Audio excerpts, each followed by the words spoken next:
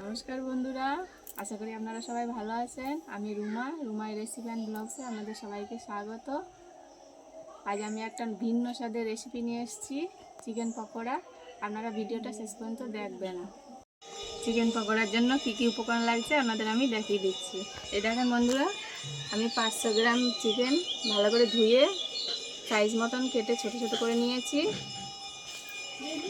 আর নিয়েছি লঙ্কা কুচি, চালের গুঁড়ো, বেসন, আদা রসুন বাটা, 2টো ডিম, নুন আর পেঁয়াজ কুচি, জিরের গুঁড়ো, ধনের গুঁড়ো, হলুদ গুঁড়ো আর গোলমরিচ গুঁড়ো। আমি এবার চিকেনটা সব উপকরণ দিয়ে মাখিয়ে নেব। আপনারা দেখুন, এই দিচ্ছি লঙ্কা কুচি, এই আদা রসুন বাটা, দিচ্ছি গোলমরিচ গুঁড়ো,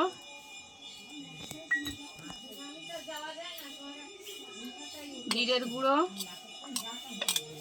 ধনের গুঁড়ো, হলুদ গুঁড়ো, দিচ্ছি পেঁয়াজ কুচি,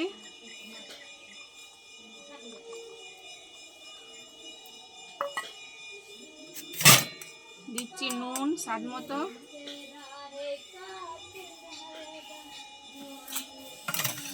এবার সব একসাথে মেখে নেব। দিয়ে দিচ্ছি সাদা তেল,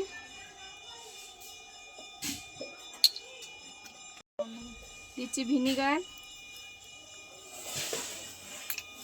এগুলো সব ভালো করে মাখিয়ে নেব। এই দেখুন বন্ধুরা, আমি ভালো করে মাখিয়ে নিয়েছি, মাখানো হয়ে গেছে। এবার আমি 1 ঘন্টা একে রেস্টে রাখবো, ঢেকে দেবো। এখন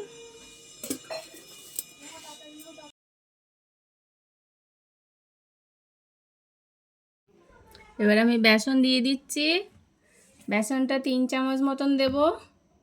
সেই পরিমাণে চালের গুঁড়ো একটু বেশি দিতে হবে, আমি চালের গুঁড়ো দিয়ে দিচ্ছি।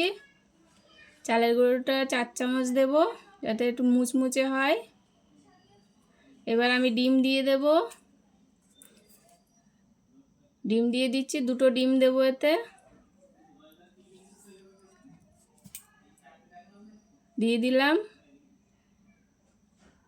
আপনারা আগে আমি নুন দিয়েছি, এগুলো দেওয়ার পরে আর একটু নুন দিতে হবে,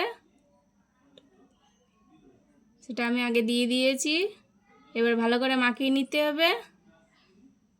আপনারা আপনাদের স্বাদ মতো নুনটা দেবেন। হয়ে গেছে বন্ধুরা, আমি একটা কড়া বসিয়ে নিয়েছি। এবার এতে সাদা তেল দিয়ে দেবো।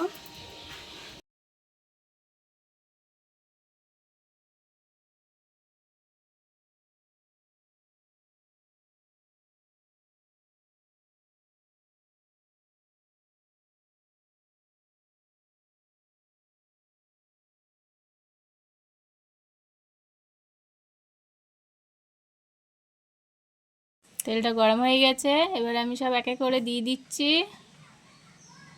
এরকম করে দিয়ে দেবো, একটু উল্টিয়ে দেবো। এরপরে এগুলো একটু আস্তে আছে ভাজতে হবে, নাহলে ভেতরে কাঁচা থেকে যাবে। এরকম করে আস্তে আস্তে উল্টিয়ে দেবো।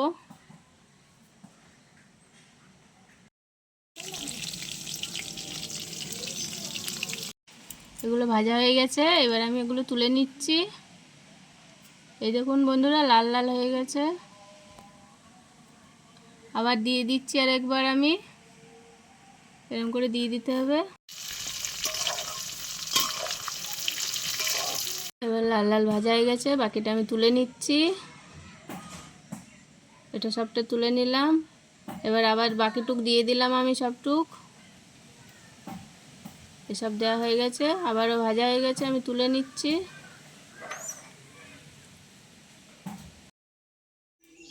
এই দেখুন বন্ধুরা, আমি সস দিয়ে খাচ্ছি।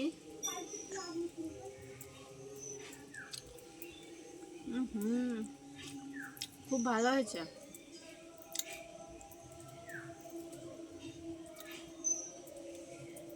ভালো মচমচে হয়েছে।